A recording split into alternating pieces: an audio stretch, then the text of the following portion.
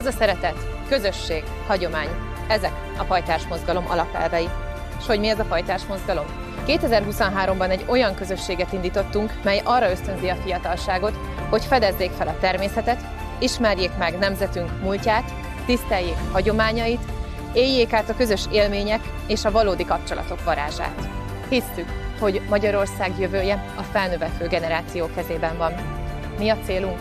A pajtás mozgalom küldetése, hogy megmutassa gyermekeinknek, hogy a valódi közösségi élmények a digitális világon túl léteznek, és hogy elindítsuk őket egy olyan úton, ahol értékelik a hazát, a családot, a családi szeretetet, és óvják mindazt, ami magyar.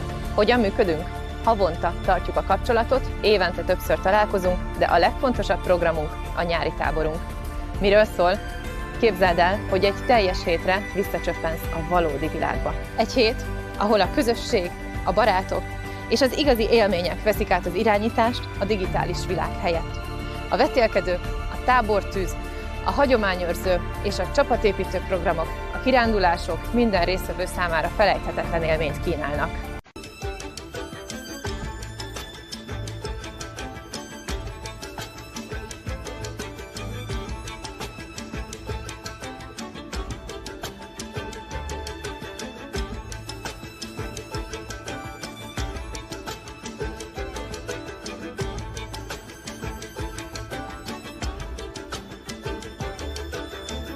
Nem egy akármilyen vásár. Nem pusztán arról szól a hazai vásár sorozat, hogy sok-sok vásár mellett egy másik vásárt meg akarunk rendezni szerte az országban, hanem ezekkel a vásárokkal, ezekkel egy picit több a célunk annál, mint hogy lehetőséget adjunk arra, hogy vásároljunk valamilyen terméket. Ugyanis ez önmagában egyfajta demonstráció is, a Mi Hazánk mozgalom részéről pedig ez a mi különleges országjárásunk, amelynek a legfőbb üzenete, amit demonstrálni szeretnénk, hogy vannak még olyan magyarok ebben az országban, árusok is, és vannak olyanok, akik vásárolni szeretnének magyar termékeket, akik szeretnének még Magyarországon boldogulni, akik szeretnék megérteni végre azt, hogy Magyarország jövőjének, sőt tovább megyek, gazdagságának a kulcsa az mindaz, ami van itt Magyarországon, ami van a Kárpát-medencében nekünk, a magyar adottság. Igenis hinni kell abban, hogy vannak olyan réspiaci termékek, vannak olyan családi gazdaságok, van olyan élelmiszeripar, ami tudna működni. Akár prémium minőségű mézzel, akár más feldolgozott élelmiszeri termékekkel is. De ehhez egy gyökeres gazdaságpolitikai fordulatra van szükség. Mert nem lehet jobban most már kifacsarni a magyarokat. Nincs tovább.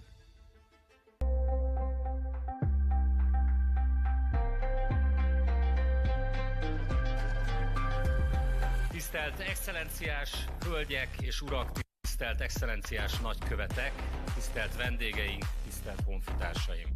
Még egy esztendő sem telt el a tavalyi Hungulf Expo óta, és már is rengeteg eredményről tudunk beszámolni. Mindez bizonyíték arra, hogy az elképzelésünk működőképes, és össze tudjuk kötni Magyarországot, a magyar kis és közepes vállalkozásokat, termelőket, gazdákat, startupokat, oktatókat a világ legstabilabb gazdaságaival rendelkező öbölmentő országokkal. Instead of having one signing, we need 10, we need 100 signing, because it is in the best interest of the Hungarian producers to come to the UAE, because we are a trading hub.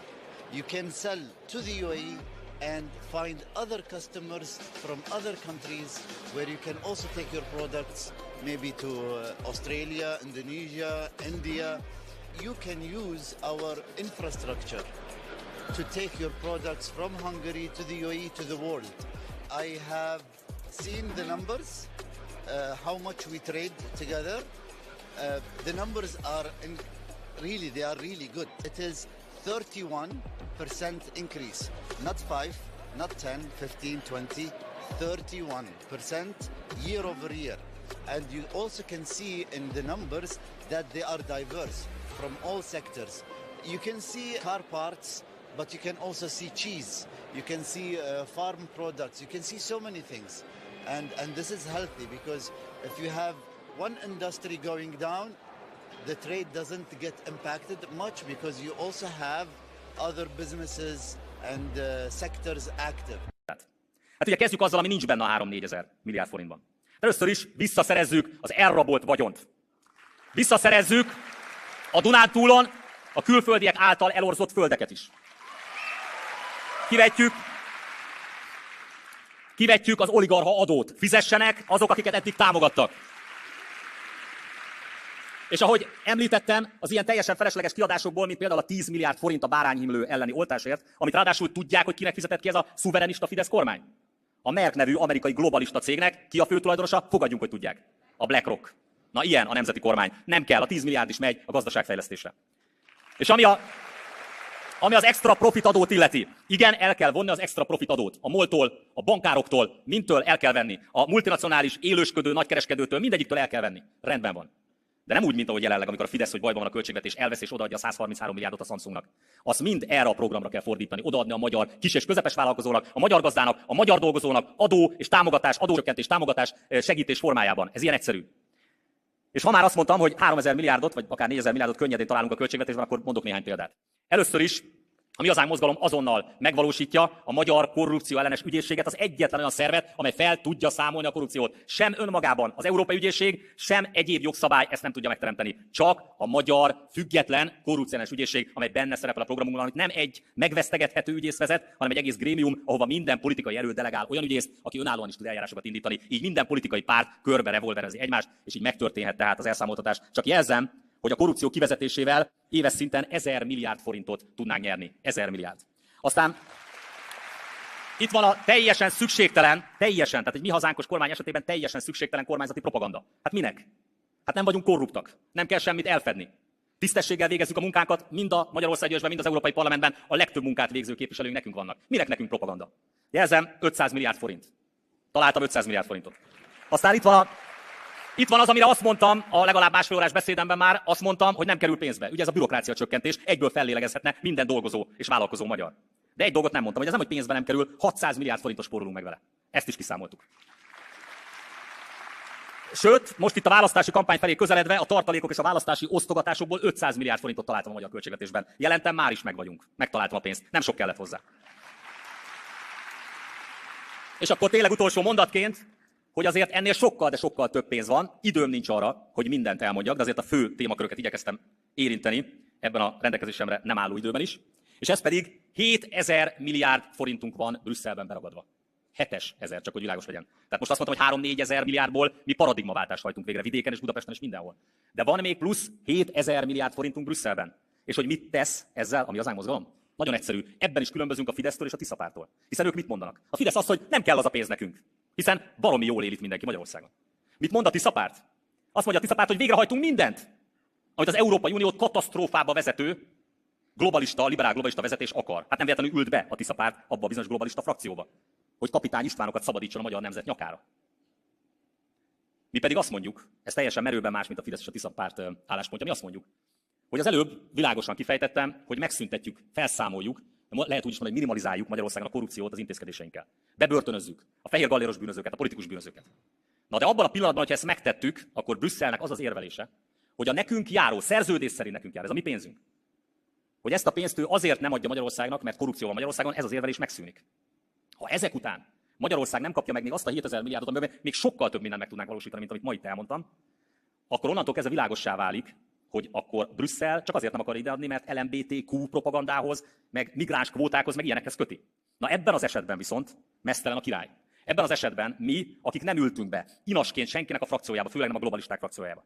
Mi, akik nem a világnézetüket, politikai programjukat rendszeresen változtató üzletemberekkel, oligarchákkal hoztunk létre magukat patriótának nevező frakciót, mint a Fidesz, hanem a valódi szuverenistákkal rétoztuk a frakciónkat, mi azonnal megtámadjuk a brüsszeli vezetést. És ehhez abban a pillanatban, hogyha nem csatlakoznak a többiek, akkor végük van. Mert az összes frakciónak, persze leszámítva nyíltan liberál globalista frakciókat, emellé az ügy mellé kell állni, és haza kell velünk hozni még azt a 7000 milliárd forintot is, mert ha nem teszik meg, felforgatjuk Brüsszelt.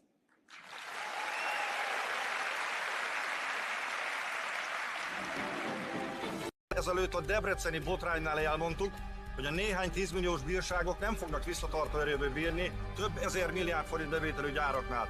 És lám, 2400 milliárd forint bevételt vág zsebre alsó hangon minden évben a Gödi Samsung gyár, vagy csak Göd és csak a Samsung gyár, és néhány 10 milliós bírsággal persze, hogy könnyen elboldogulnak, kinevetik, kiröhögik a teljesen eszköztelen. Itt komoly visszaosztások történtek, miniszterek javára, kormánytagok javára, egyfajta politikai, mint a maffiában, politikai védelmi pénz, hiszen a politikai védelemért a Samsung gyár vezetői nyilvánvalóan védelmi pénzt fizettek, a pénz oltárán feláldozták tehát a dolgozók egészségét, a gödiek, a Göd környékén élők egészségét, az Országgyűlés Nemzetbiztonsági Bizottságába ezért nem engedik be a mi hazánkat, ezért nem lehet mi hazánkos tag, ezért nem lehetünk ott még tanácskozási joggal sem, hogy ezekre jelentésekre, információkra ne legyen semmilyen rálátásunk, ezért nem engednek minket oda. Azok a kormánytagok, akik támogatták ennek a gyárnak a megépítését és fennmaradását, és azok a vezetők, akik hagyták ezt az egészet, ha nekik kellene legalább 1 évig ugyanolyan egészségügyi felszereléssel dolgozniuk itt, legalább 1 évig,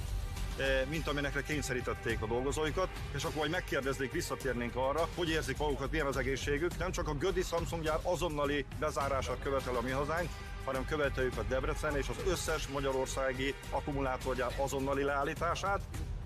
Gyermekpornográfia miatt az a képcsere. 22. november 23. jogerős bírói döntés. Tessék, igen.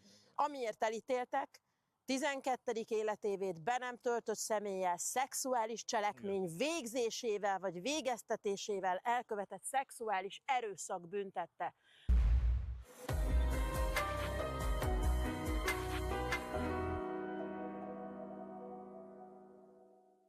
Önök a Holdpontot, a Magyar Jelen oknyomozó riportműsorát látják, ezúttal Nógrád megyéből. Köszöntöm nézőinket!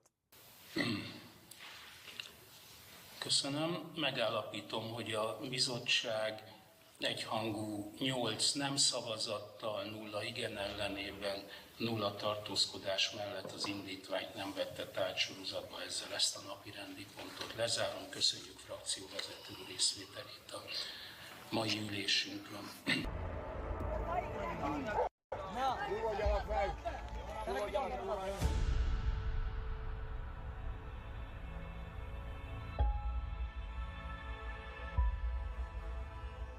Hogy miért merek szólni, hogyha ők hangosan zenélnek, és akkor így megfenyegettek. Hát, hogy akkor megvernek bennünket, meg ilyesmi, vagyis hát engem, hogyha még szólok, hogyha hangos lesz ez.